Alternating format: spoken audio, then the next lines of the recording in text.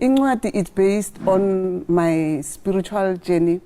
From an early childhood, mangkhula, I realized ukuthi I had a special calling. Like most of us, lapha, we find that we have a calling.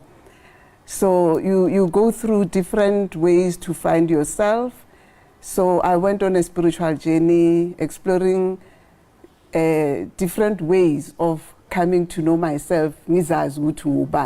The questions I was asking myself was, who am I, ngubani mina, and what's the main primary purpose ukuthi ngize la emhlabeni?